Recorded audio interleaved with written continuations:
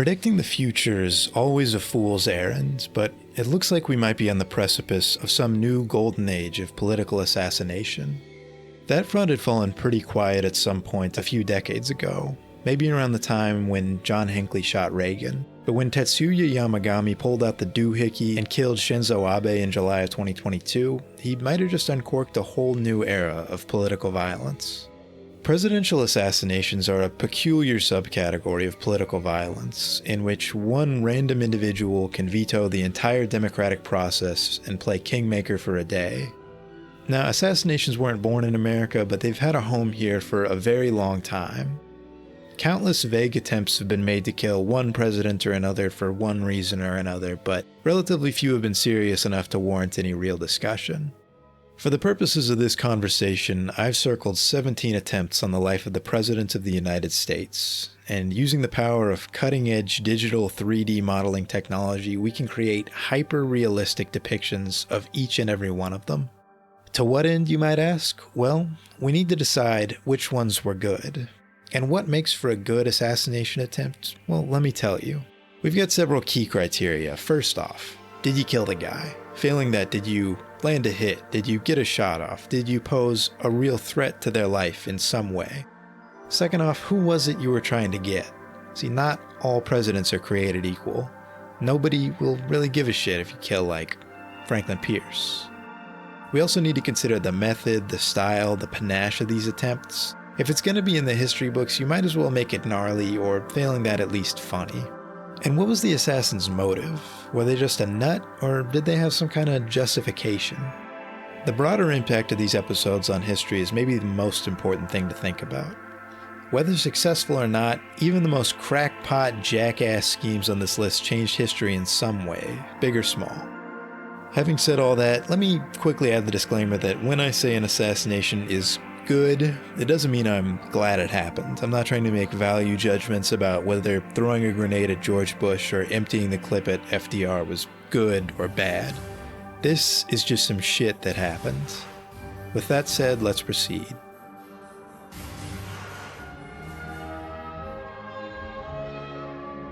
Okay, first up, January 30th, 1835. This guy is President Andrew Jackson, and he is right outside the Capitol building on his way back to the White House. But look out, President Jackson.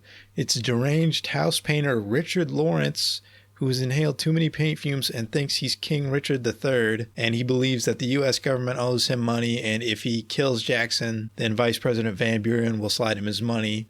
So he's clearly insane. He gets up close to Jackson with his two trusty pistols, but unfortunately it's human out and both the pistols misfire, and then President Jackson flips the script on him and beats the shit out of him with a cane, and then the crowd intervenes and captures Lawrence. He goes to trial. His prosecuting attorney, it's Francis Scott Key, and he's found not guilty by reason of insanity. Spends the rest of his life in asylums. President Andrew Jackson thinks that former Vice President Senator John C. Calhoun has hired Andrew Lawrence to kill him. He almost certainly did not, but it is funny that he thought that. So considerations, well, first to ever try it. This guy really invented trying to assassinate the president. This is a decently big target. That's a decently big name, Andrew Jackson. It was a total whiff, but he got close, kinda. And he did get goofed by a senior citizen, which isn't a good look, but it's kind of funny. So I'm going to get that C tier. That's C tier to me.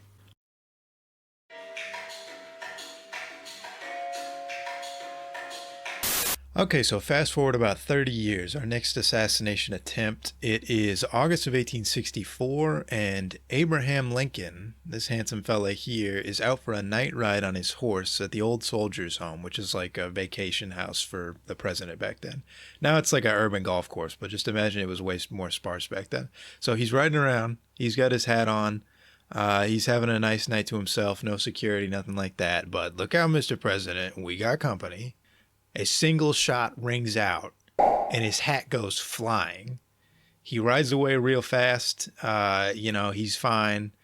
But somebody shot him in the head and it hit his hat. And that's kind of crazy, dude. Lincoln didn't tell anybody about this. He kept it under wraps because he didn't want to freak people out. It also solicited the unfortunate quote, "I can't bring myself to believe that anyone has shot at me or will deliberately shoot at me with the deliberate purpose of killing me." Okay. Yeah, but he was fine. It's not really a well-documented or well-known event. I guess it could have been an accident, but it's like when you shoot a president's hat off, that seems on purpose to me. So for considerations, a shot through the hat, that's pretty sick, even though ultimately it was still a whiff. Unknown assailant, the fact that we just have no idea who did this, 160 years later. It's cool that there's like this foreshadowing for something else that you might already know about. And then obviously Abe Lincoln, that's a pretty big name. That's big game hunting for sure. But I can't rate it too high. I'm just gonna put this in B tier. You see that man down there in the hat? That's Abraham Lincoln, and it's April 1865. You already know what this one is. It's Good Friday. He's at Ford's Theater in D.C. watching Our American Cousin with his wife. Unbeknownst to honest Abe, a sinister presence lurks. And just like that, President Abraham Lincoln is dead at the hands of John Wilkes Booth, who then runs on stage, breaking his leg in the process, and yells, "Sic Semper Tyrannis," and then books it out of there. A manhunt searches for the assassin for almost 2 weeks. They finally find him in a farmhouse, and they set it on fire, and then they shoot him, and he dies. And love him or hate him, John Wilkes Booth really is the Michael Jordan of making the world materially worse. I mean, this is an all-timer, historically important assassination attempt. Kind of fucked everything up. Really bad guy becomes president after this. So John Wilkes Booth, obviously a bad guy, but you gotta hand it to him. That's a big kill. And that's just obviously S tier. There's nowhere else you can put it.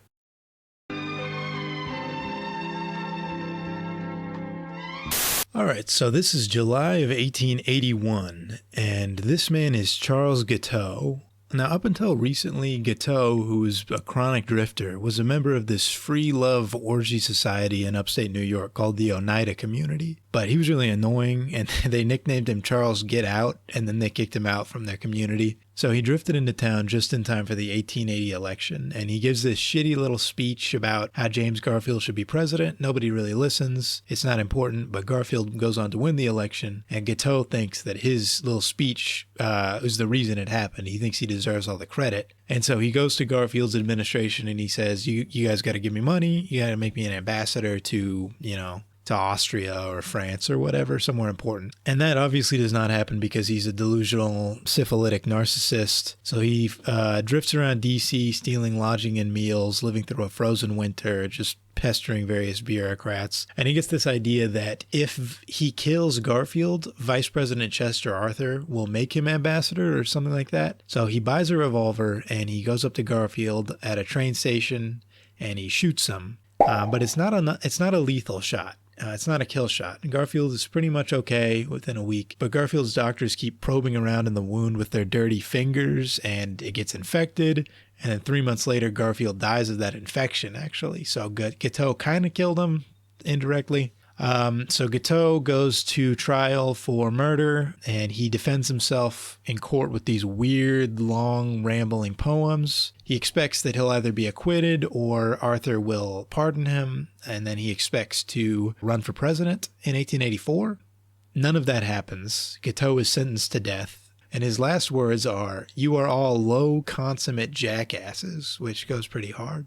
So for considerations, a kill is a kill, but this only kind of deserves partial credit. Garfield's not exactly a top shelf president, but it is kind of funny that he did his thing in the trial. He did his poems and stuff. So I'm going to put that in B tier.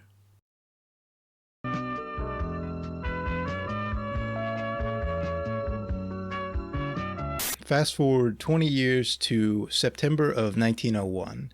At this time, around the turn of the 20th century, anarchist assassinations are way in vogue right now. In recent years, both the King of Italy and the Empress of Austria have been assassinated by anarchists. And President William McKinley is at the Pan American Exposition in Buffalo, and he's shaking hands, he's kissing babies, he's meeting all the constituents. But unbeknownst to McKinley at this event is a man named Leon Czolgosz, who he lost his job in the economic panic of 1893. and became an anarchist. He espouses all these anarchist ideals, and he feels that it is his duty to destroy figures of authority. And so he gets in line to meet the president after kind of staking him out for the past couple of days. He has a pistol concealed in his right hand under a handkerchief. He goes up to shake McKinley's hands. McKinley thinks that the handkerchief in his right hand is a bandage, so they shake left hands instead, and then Czolgosz pulls out the pistol and shoots McKinley twice. One bullet bounces off of a button on his waistcoat, but the other penetrates his abdomen. Czolgosz is immediately tackled and attacked, and they start kicking his ass, and then McKinley's like, no, don't beat him up, he couldn't have known what he's doing.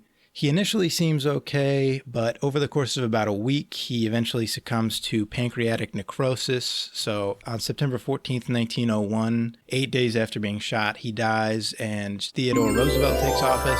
Czolgosz is convicted and executed on October 29th, 1901, only like 6 weeks after the shooting. So that was a quick turnaround on that. And they even dumped acid on his casket to dissolve his body. And afterwards in the United States, there was this huge anti-anarchist sentiment that swept the country. Also, prior to this event, presidential security had been kind of a hit or miss thing where sometimes they would have one bodyguard or sometimes they would have a couple guys around. But after 3 out of the last 10 presidents had been assassinated, they started thinking to themselves like, maybe we should get somebody on top of this. Maybe this should be somebody's job. So the Secret Service, which is previously this kind of little known agency which just exists to detect counterfeit currency, they end up being tasked with protecting the president after McKinley's assassination. So when we're evaluating this one, a kill is a kill. This is our 3rd assassinated president. But McKinley, not really a big name, just kind of another Gilded Age dude. Czolgosz seems to be this embodiment of anarchist sentiment. After the assassination, he says, "There were thousands of people in town on Tuesday.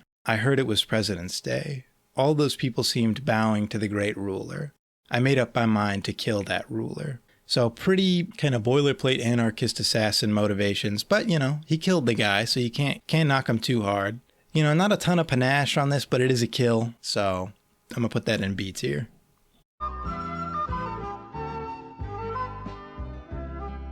Roosevelt takes office in 1901 after the death of McKinley, and then he's reelected in 1904 and decides to not stand for election in 1908 because he wants to respect Washington's 2-term precedent. But in 1912, he feels that his protege, William Howard Taft, has gone astray, so he's like, I need to get back in the mix. And so he decides to run again. A lot of people are pretty upset that he's willing to violate the 2-term precedent. And if there's one man in America who really doesn't care for 3rd terms, it is John Schrank. Schrank is this lonely, awkward guy who inherited some money when the last members of his family died, and he's a likable enough guy, but he doesn't really have any friends or a job, so he mostly just drinks beer and has a lot of money. He really cares about the 3rd term thing, but also repeatedly says he has these visions of William McKinley telling him to avenge his death and get his murderer back, so I guess Schrank thinks that Roosevelt somehow killed McKinley. So in the fall of 1912, he gets a gun and he starts following Teddy Roosevelt around on the campaign trail through the South. And he gets close to Roosevelt a couple times, but he never pulls the trigger. But he finally makes his move on October 14th in Milwaukee. So Roosevelt is walking out of the Gilpatrick Hotel, and he stops to wave to a crowd of people who are cheering for him. Schrank steps out from the crowd and hoists his .38 caliber revolver and fires one shot, hitting Roosevelt in the chest. But just by chance, it hits Roosevelt's glasses case and speech notes, and then it relatively harmlessly lodges in Roosevelt's chest muscle. He's basically fine. The crowd grabs Schrank, and then they're beating his ass, and they're maybe about to lynch him, but Roosevelt says, no, don't do it, guys, let me talk to him. And then he gets up to Schrank, and he just, starts talking shit to him, like, what'd you do that for, you idiot? Are you stupid or something? And then Roosevelt goes on to give his speech, and he's almost entirely unaffected from having been shot at close range. And everyone's like, wow, this guy's awesome. He's so tough and cool. And Schrank is arrested and found not competent to stand trial. He's sent to an asylum where he spends the rest of his life. Roosevelt's understandably kind of mad about this because he thinks Schrank was at least sane enough to not try that shit down in the South where they would have railroaded his ass. So ultimately, Roosevelt is unsuccessful in his presidential campaign. He split the Republican vote with Taft, and so they essentially give Woodrow Wilson the presidency, and then Roosevelt dies 7 years later at relatively young age of 60 years old. And maybe the reason he died so young was because the bullet that Schrank shot him with remained lodged in his chest for the rest of his life. They never removed it. So considerations for this, kind of an unlucky break for Schrank, shooting a guy and actually doing him a favor. Schrank is a weird outlier assassin, which is kind of interesting. Roosevelt technically isn't even president here, but he is a big name. With the Schrank thing, it's kind of interesting, like, was he really crazy? Did he just ride for term limits like that? Like, what was his deal? I don't know. But at any rate, a bit of a flop. I'm going to put that in D tier.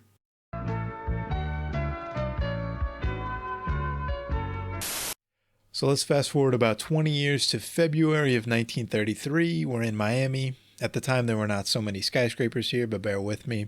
President-elect Franklin Delano Roosevelt is giving an impromptu speech at Bayfront Park, and in the crowd is a man named Giuseppe Zangara, who is an Italian World War I veteran who immigrated to the U.S. back in 1923. He's a bricklayer who lives in poverty. He has really debilitating chronic pain in his abdomen. He seems like he's just had a really hard life, and sometimes if your life sucks bad enough, just killing the guy who is the most in charge seems like a reasonable thing to do. So he brings his .32 caliber revolver to this speech, and he's only 5 feet tall, so he has to get up on this metal folding chair, and he hoists the revolver over the shoulder of this little woman and just starts firing off shots. He hits 5 different people, including Chicago Mayor Anton Chermak, who dies 19 days later, but he doesn't hit FDR at all. Upon being arrested, he declares, "I kill kings and presidents first, and next all capitalists." And when Mayor Chermak dies, he is convicted for murder and then sentenced to death. Fun little piece of trivia is, at the time under Florida law, a prisoner sentenced to death couldn't share a cell with somebody else, but there was already another prisoner occupying their death cell, so the prison had to expand the block from death cell to death row. So this is the origin of the term death row. So after being on death row for all of 10 days, he's executed by an electric chair named Old Sparky.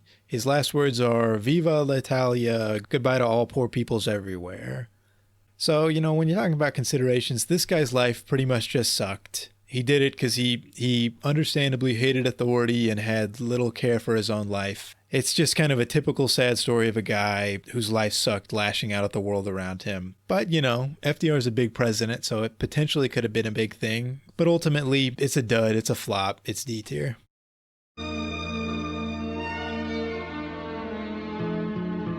So amid the global wave of decolonization following the Second World War, a number of Puerto Ricans feel like it's their time to achieve independence. But the American government is pretty keen on holding onto that territory, so they repress flying the Puerto Rican flag or singing independence songs, things like that. And Puerto Rican independence sentiments are starting to boil over. And finally, on October 30th, 1950, an uprising breaks out in the town of Jayuya in central Puerto Rico, and that spreads throughout the island. The uprising is ultimately suppressed with martial law and fighter planes and artillery and machine guns.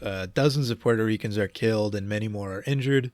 And in New York, these 2 guys from Jayuya, Oscar Collazo and Griselio Torresola, decide to make an attempt on some dramatic action in favor of Puerto Rican independence. And so they're like, oh, let's go to the White House and kill Harry Truman. So the White House at this time is getting renovated, and Truman is staying in the Blair House, which is like catty corner from the White House. And there's Secret Service personnel and police stationed outside. And Torresola approaches from the west down Pennsylvania Avenue. Meanwhile, Collazo comes in from the east. Now, Torresola is an experienced marksman, but Collazo's never really even held a gun before. Collazo opens fire first, and he just starts blasting. Meanwhile, Torresola comes up from behind, and he shoots a police officer 4 times at close range with his Luger. And then he shoots another cop in the back who's facing Collazo, and that cop crawls inside the basement of the Blair House and locks it. Torresola then shoots another cop, and then Truman is like, "What's all this commotion? What's going on out here?" And he pokes his head out the window, and they're like, "Oh, get down, Mr. President." And he almost gets popped, but he's okay. And then that first officer that Torresola shot at close range crawls up and shoots Torresola in the head and kills him immediately.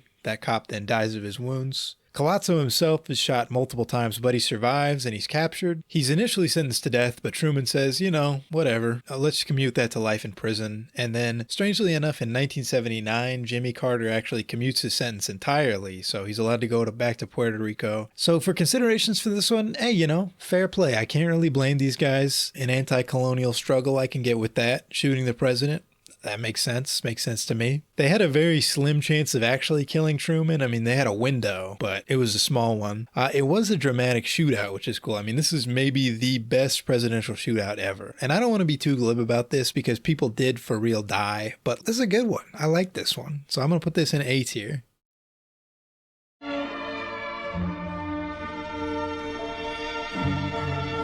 It's December 11th, 1960, a beautiful Sunday in Palm Beach, Florida, and newly inaugurated President John F. Kennedy is leaving Mass with his beautiful family. The sun is shining, the birds are chirping. Oh, fuck. It's ex-mailman Richard Paul Pavlik. This guy hates Catholics. Oh, fuck. He's in his Buick. What's he doing? Oh, shit. What's that in his Buick? It's TNT. Oh, fuck. No.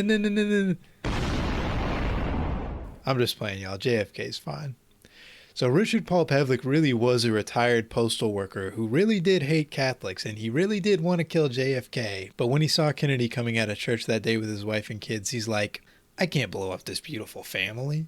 Pavlik had actually been on the radar of the Secret Service for a little while now, because the postmaster of Pavlik's hometown, Belmont, New Hampshire, had been receiving a number of postcards from all the towns that JFK visited with these ominous messages in them. And he remembered this Pavlik guy that used to work there who hated JFK, hated Catholics, hated all the Kennedys. And he's like, I wonder if that dude is gonna kill the president. So he alerted the authorities to this guy, and then the Secret Service tipped off the Palm Beach Police Department, and Palm Beach PD found Pavlik's car cruising around, and they pulled him over. And then he's immediately like, you got me. I was trying to kill JFK. Guess I should probably go to jail for this. And he said, yeah, I might be a little bit of a nut, but you guys better tighten up security before a real certified whack job pops out of the woodwork and kills this guy for real. Because killing the president, it doesn't seem that hard. Of course, he was right, unfortunately. But on its own merit, this assassination, it's kind of funny. You know, even Kennedy thought, oh, that's kind of funny. And I'll say it. I like this one too. It's not really good. He didn't really do a good job, but I'm going to put it C tier just because I like it.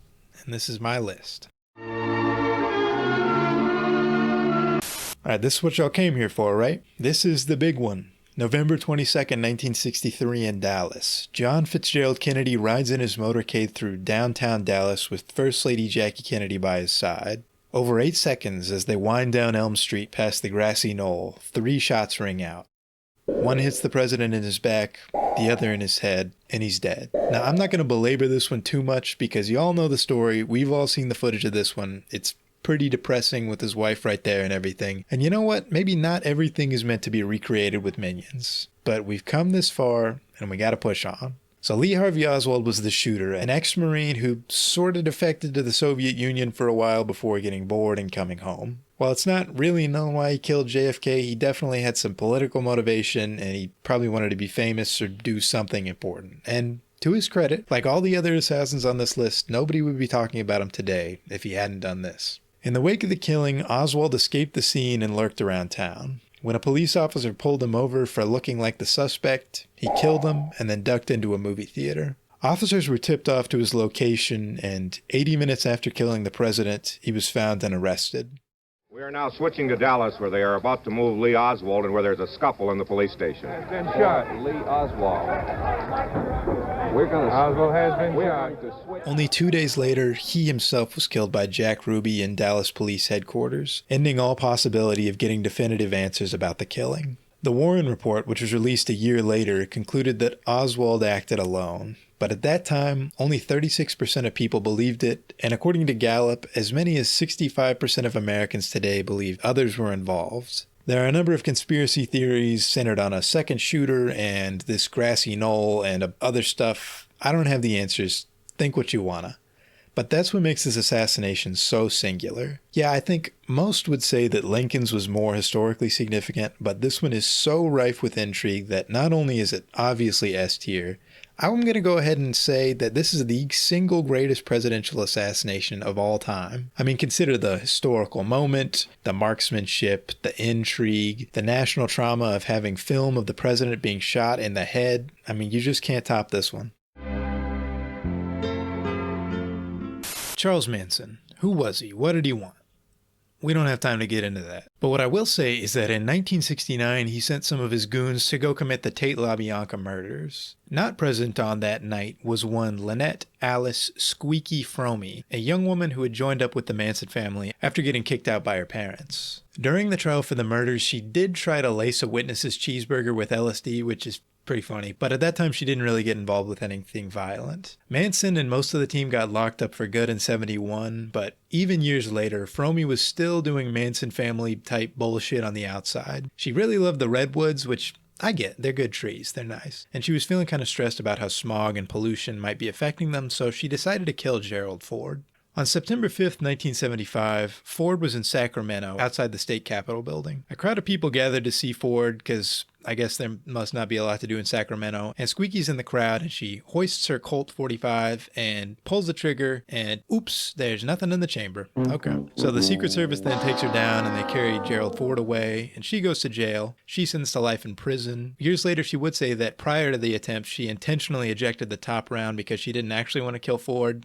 Believe that if you want. After a full 12 years in prison, Fromey breaks out of the Camp Alderson federal prison and attempts to go cross-country to visit Charles Manson in California, but she got caught in Texas. She didn't make it there. It's just funny that she never really gave up the Manson thing, and even after she was finally paroled for the assassination in 2009, she was still like, yeah, I love that guy. But for considerations here, how are you going to get that close and not even get a shot off? You're unserious. She is a trailblazer. She paved the way for women in assassination, which I respect. But this was the blandest president of the 20th century, Gerald Ford. We really could have done without him. And I am going to go ahead and put this one in D tier. 17 days later, Gerald Ford has traveled 90 miles southwest to the city of San Francisco, and he's leaving the St. Francis Hotel where there's a nice, normal, friendly crowd of people waiting to see him. But look out, Gerald. It's quintuple divorcee, FBI informant, mother of four, Sarah Jane Moore, and she's got her .38 caliber revolver. She gets one shot off from about 40 feet, which misses very narrowly. Then as she fires the second shot, she's tackled, and she non-lethally hits a taxi driver, but Ford is left unscathed. It has been less than 3 weeks since he was last shot at. Gerald Ford is having a bad month. America's been around for 250 years. There have been 45 presidents, and yet the only 2 women to ever try assassinating the president both tried to kill Gerald Ford in California in September of 1975. Sarah Jane Moore was a political radical who hoped to spark a people's revolution by killing the president. She had ties to the Symbionese Liberation Army, but she was also feeding information about them to the FBI, but she was also on the radar of the Secret Service as a potential nut job, so complicated woman. The day before the shooting, she got picked up by the cops for illegal possession of her .44 caliber revolver, so she had to scramble and go find another gun. She was pretty handy with her revolver, but she hadn't practiced with the smaller caliber, and she missed Ford so narrowly that it's not unlikely that she actually could have killed him if she had her original revolver. When Ford died of natural causes about 30 years later in 2006, they rightly judged that, hey, he's not getting any deader, and they set both Moore and Fromey free, and today they're still alive, just out and about in American society. In some ways, it was actually Fromey's dogshit assassination attempt that might have saved Ford from Moore, because after the first attempt, the Secret Service decided, hey, let's keep the president farther away from crowds, meaning that instead of getting a point-blank attempt like Fromey, Moore was 40 feet out. Now, Moore was a real killer, and she meant that shit. And she missed Ford's head by about 5 inches. There's not really a ton of intrigue surrounding this one, and Ford, we really could have done without him. But even so, she was serious, and I'm going to put her in B tier.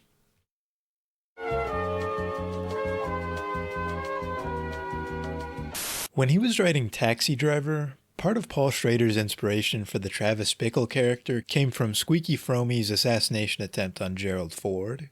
He saw the way that she was celebrated, and he imagined a story about a fringe outcast on the verge of drastic action. A young man saw that movie, and it made a lot of sense to him. His name was John Hinckley Jr., and he took to dressing like Travis Bickle and became totally obsessed with Jodie Foster. But how do you get somebody's attention? One way, indisputably, is by killing the president. Hinckley followed Jimmy Carter's ill-fated 1980 campaign around for a while, and he was surprised at how easy it was to get near the president, but he never made an attempt on his life. The next year, Hinckley landed in D.C. on his way to New Haven because he was going to try to find Jodie Foster there, but he saw Reagan's schedule on the newspaper and he figured, Hey, I'm in town. So on March 30th, Reagan gave an address to AFL-CIO representatives at the Hilton, and like many assassins before him, Hinckley waited in the crowd outside. By mistake, the cops and Secret Service led his group within 15 feet of Reagan's route to his limo without checking them for weapons. As Reagan walked past, Hinckley hit the crouch and let it rip, emptying his revolver in 1.7 seconds. He missed all 6 shots, but the final shot ricocheted off the armored limousine and hit Reagan under his arm, puncturing his lung and stopping just short of his heart. At first, nobody even knew Reagan had been hit. He thought the pain in his rib was from being tackled by Secret Service into the limo. And it was only once he started coughing up blood that they were like, oh damn, the president has been shot. So Reagan was rushed to George Washington University Hospital, and he was able to walk from the limo to the lobby on his own, but then he collapsed. Now, Reagan was 70 years old at this point, and there was a very real sense that he could die. He received an emergency operation, and he ended up being okay, but if you replay this scenario 100 times with a highly motivated shooter popping off from 5 yards, how many times does Reagan die? I think more than a few. While Reagan was under, there wasn't really any crisis, but that didn't stop things from going to shit. Bush was rushed back to D.C. from Texas, but in the meantime, Secretary of State Alexander Haig got up on stage and told everybody he was in charge. Now, he wasn't, as there is a well-defined order of presidential succession, but either he didn't know that or he didn't care. And he was also very shaky and nervous at the time, and everybody was kind of laughing at him, and he pretty much looked like a dick. And when the other White House staffers objected to him saying he was in charge, he was like, go read the Constitution. Ultimately, though, Reagan recovered pretty quick. 3 others were hit by Hinckley that day: Officer Thomas Delahanty, Agent Tim McCarthy, and Press Secretary James Brady. Delahanty mostly recovered, but he had lasting nerve damage, while McCarthy recovered entirely. But Brady was hit in the head and partially paralyzed. He became an advocate for gun control, and the Brady bill that was passed 12 years later remains on the books today as landmark gun control legislation. Hinckley was ultimately found guilty but mentally ill, and he described his shooting as the greatest love offering in the history of the world. He spent a few decades in an asylum and by most accounts had a pretty good time. People were really pissed about that, and as a result, Congress overhauled the insanity defense with much more stringent criteria. He was released in 2016, and now he paints and makes music. So Jodie Foster was 18 in 1981, and she spent her whole life avoiding talking about the incident. She was actually coerced into testifying at Hinckley's trial, and when she refused to look at him, he threw a pin at her and started yelling, and then he was forcibly removed from the courtroom. She's only ever spoken about the incident 4 times. After the shooting, fearing for her husband's safety, Nancy Reagan retained the services of one Joan Quigley, an astrologer who went on to evidently have quite a bit of pull in the Reagan White House for the next 7 years. All in all, the shooting itself is far less interesting than all that followed. You had an oafish succession crisis and landmark gun control legislation, the country being run by an astrologer, insanity defense overhaul, all this other weird stuff, all because a guy was dangerously obsessed with Jodie Foster. That is A tier.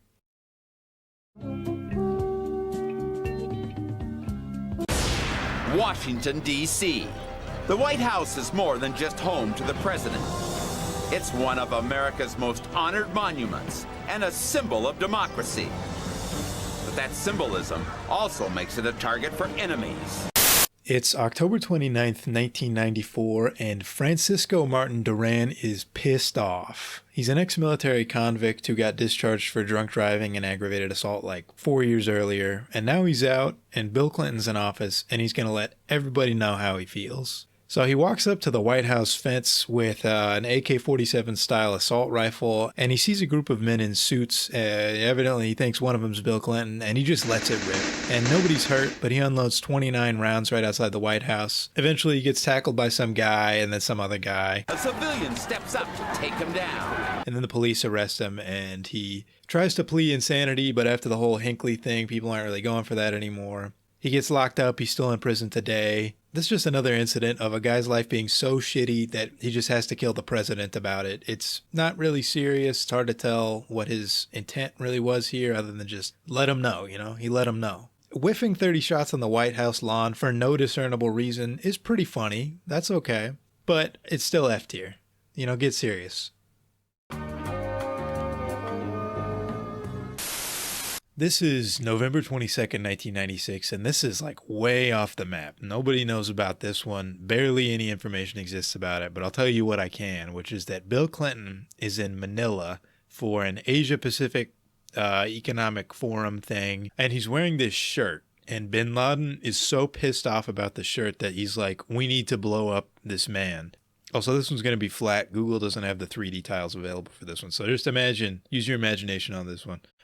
So Clinton's motorcade is supposed to cross this bridge in central Manila. I don't know if it's this bridge. It's some bridge. And somehow the Secret Service gets tipped off to the idea that someone has put a bomb on this bridge on their route. And so they're like, let's scramble, let's reroute. And they end up getting to their destination just fine. But the next day they find a big ass bomb on the original bridge they were supposed to go over and a bunch of AK-47s in compartments. And so evidently like a bunch of shooters were going to pop out and kill them or something. It's still super unknown how all this went down because all this information is still classified, and the only information that is out there about this is from a couple of retired Secret Service agents. So how this all went down, I don't know, but I don't know if you guys know this about Osama bin Laden. He famously did some of the most cracked shit of all time. And if you think he couldn't have killed Bill Clinton too, that is kid shit to him. But I don't really know what to say about this one. I'm going to put it in C tier. Maybe someday we'll know more.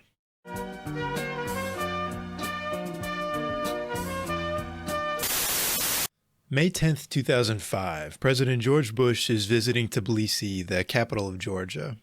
After the collapse of the Soviet Union 14 years earlier, Georgia became independent, and by 2005, there was basically a split between Georgians interested in stronger ties with America and NATO and those who supported alignment with Russia. President Saakashvili represented the pro-American faction, and Bush decided, hey, I'm going to go visit my boy in Tbilisi. They were delivering addresses in Liberty Square, and evidently there was not a lot of security.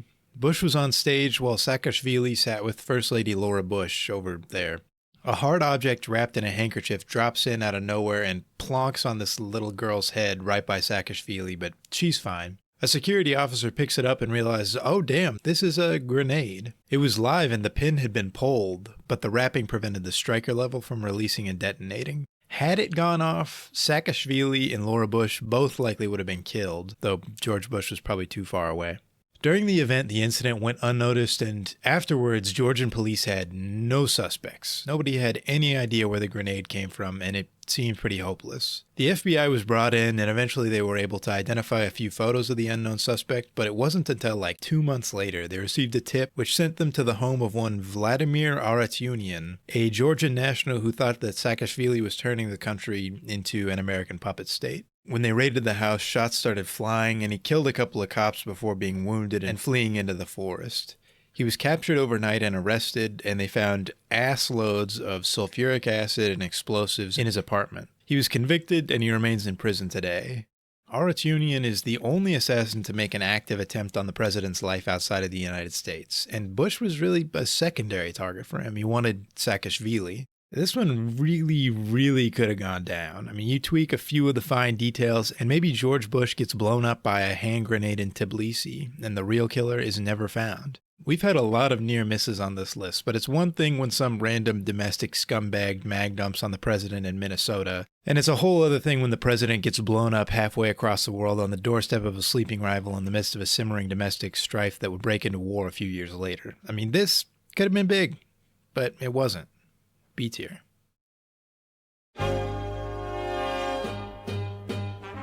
Oscar Ramiro Ortega Hernandez is an unemployed 21-year-old from Idaho Falls who thinks he's Jesus and Obama is the Antichrist. So he gets an AK-47 and he heads to D.C., not realizing that Barack and Michelle are out of the country when he arrives on November 11th, 2011. At around 9 p.m. that night, he parks on Constitution Avenue about a quarter-mile south of the White House, and he pokes his rifle out the window and just starts shooting. Bullets harmlessly riddle the White House facade, failing to pose any real danger to anybody inside. A woman in an adjacent car takes to Twitter to write, quote, "Driver in front of my cab stopped and fired 5 gunshots at the White House," but evidently she figured there was no need to call the cops because, surely somebody shoots at the White House, they'll be all over this one. So the cops and Secret Service agents hear the shots and they rush to respond, but the White House snipers, they don't see anybody, and they conclude, oh, those noises, they must have been from a nearby construction site. Some agents are pretty convinced somebody shot at the White House, but their superiors all say, no, nothing happened, and they're scared to contradict them. They eventually conclude that night that there was a shooting, but they said, oh, it's gang related, it's nothing to do with us, we don't need to worry about that. And a full 4 days pass before a housekeeper finds broken glass and bits of cement on the Truman balcony. And in the words of one presidential aide, after that shit hit the fan.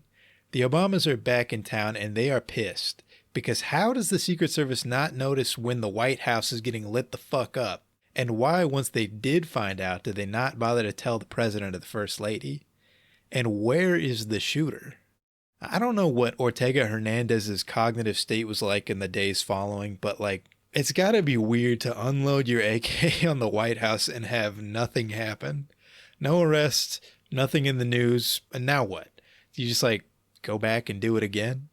Well, in his case, in the wake of the shooting, he freaked it and crashed the 98 Accord a few blocks away, abandoning the AK and skating on foot. Park police find the abandoned car and gun, and 2 days later they trace the owner and they find out he's a missing person from Idaho who's obsessed with Obama, but they just shrug because authorities are still 2 full days away from realizing there's been a shooting at all. Once they start putting the pieces together on the 15th, Ortega Hernandez becomes the prime suspect, and after putting out news alerts, he's identified that day in a hotel in Pennsylvania and he's arrested.